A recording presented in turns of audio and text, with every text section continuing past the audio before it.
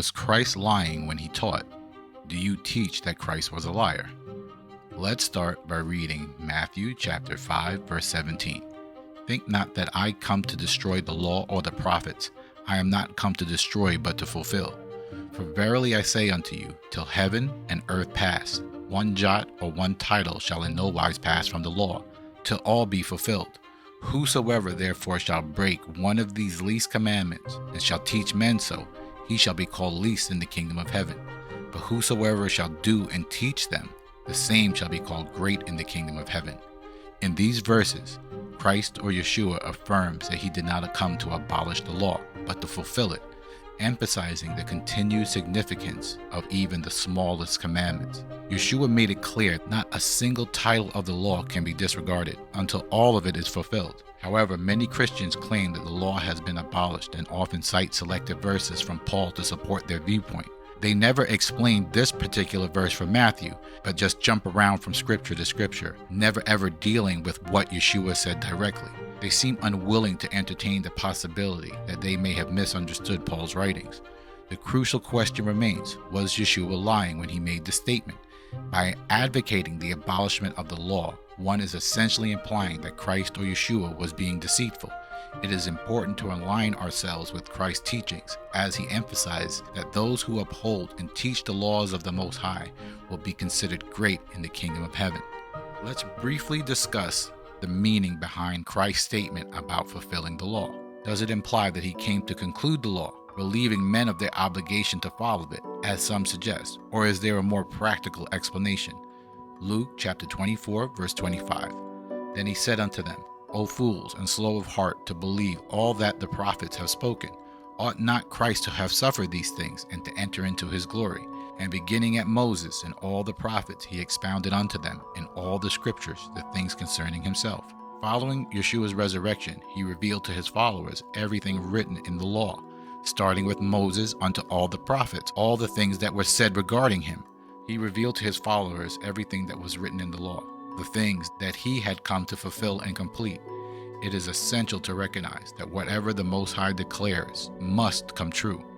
Isaiah chapter 46, verse 10, declaring the end from the beginning and from ancient times, the things that are not yet done, saying, My counsel shall stand, and I will do all my pleasure. Calling a ravenous bird from the east, the man that executeth my counsel from a far country, yea, I have spoken it, I will also bring it to pass.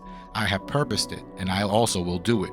Hearken unto me, you stout-hearted, that are far from righteousness. I bring near my righteousness. It shall not be far off, and my salvation shall not tarry. And I will place salvation in Zion for Israel my glory. When the Most High makes a declaration, it must be fulfilled. Therefore, when Christ came, he had the responsibility to fulfill all the prophecies that were written about him in the Old Testament. Zechariah chapter 13, verse 6, And one shall say unto him, What are these wounds in thine hands? Then he shall answer, Those with which I was wounded in the house of my friends. Awake, O sword, against my shepherd, and against the man that is my fellow, saith the Most High of hosts. Smite the shepherd, and the sheep shall be scattered, and I will turn my hands on the little ones. This scripture was fulfilled in the New Testament when Judas betrayed Christ and the soldiers came to take him away. Mark 14, verse 46, And they laid their hands on him and took him. Verse 49, I was daily with you in the temple teaching, and you took me not. But the scriptures must be fulfilled. And they all forsook him and fled. This is what Zechariah was talking about. Smite the shepherd, and the sheep shall be scattered.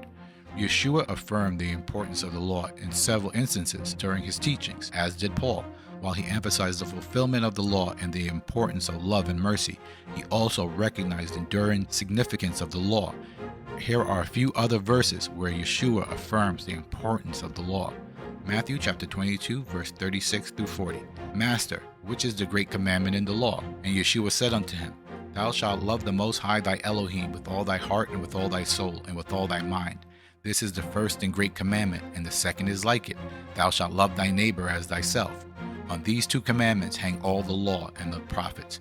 Here, Yeshua highlights the commandments to love Elohim and to love your own people as being central to the law and summarizing its essence. Luke chapter 16, verse 17. It is easier for heaven and earth to pass than one title of the law to fail. Yeshua emphasized enduring the nature of the law, stating that not even the smallest part of the law will fail or be abolished. It's easier for heaven and earth to be destroyed. While Yeshua emphasized the spiritual intent that the law and criticized those who focus solely on the external observance without true righteousness, he constantly affirmed that the continued importance of the law's principles and teachings. He provided a deeper understanding of the law, emphasizing love, mercy, and the transformation of the heart, while upholding the validity of Elohim's commandments. Again, if you say the law is abolished, you are in direct opposition to Christ. Zechariah chapter 8, verse 14. But thus saith the Most High of Hosts, as I thought to punish you when your fathers provoked me to wrath, saith the Most High of Hosts, and I repented not. So again have I thought in these days to do well unto Jerusalem, and to the house of Judah. Fear ye not. These are the things that ye shall do. Speak ye every man the truth to his neighbor. Execute judgment of truth and peace in your gates. And let none of you imagine evil in your hearts against his neighbor, and love no false oath. For all these are things that I hate, saith the Most High. Although this message is for the time when the Israelites were coming from slavery in Babylon and reconstructing Jerusalem, they set example for the Israelites of today. Speak truth and stop imagining evil against your own people. The key to building and nurturing friendships lies in the obedience to the teachings of Yeshua and listening and obeying the laws of the Most High. It is crucial to recognize that these laws hold tremendous significance in our lives and relationships. If we persist in disregarding them and doubting the words of Christ, our chances of success will be severely limited. Isaiah chapter 42, verse 18. Hear ye deaf, and look ye blind, that ye may see. Who is blind but my servant, or deaf as my messenger that I sent? Who is blind as he that is perfect, and blind as the Most High servant? Seeing many things, but thou observest not, opening the ears, but heareth not. The Most High is well pleased for his righteousness' sake. He will magnify the law and make it honorable.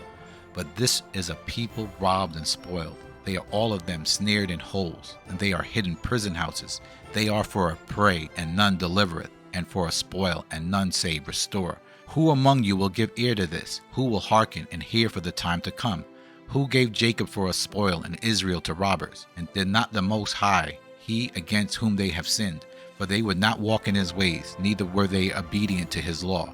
Therefore he has poured upon them the fury of his anger and the strength of battle. And it has set him on fire round about, yet he knew it not. It burned him, and yet he laid it not to heart.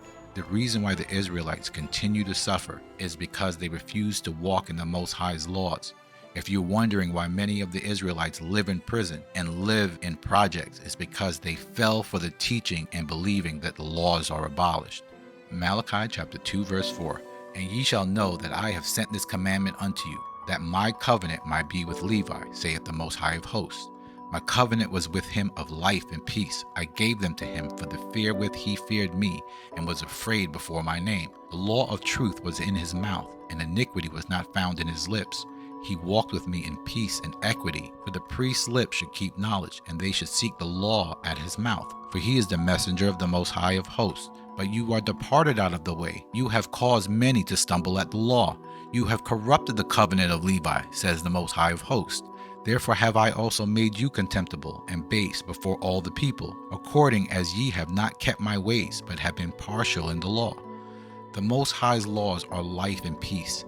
When it says the priest's lips should keep knowledge, knowledge is not science or what you learned in school or from social media. Knowledge is the commandments of the Most High and how they are applied. Thank you for watching, and see you in the next video.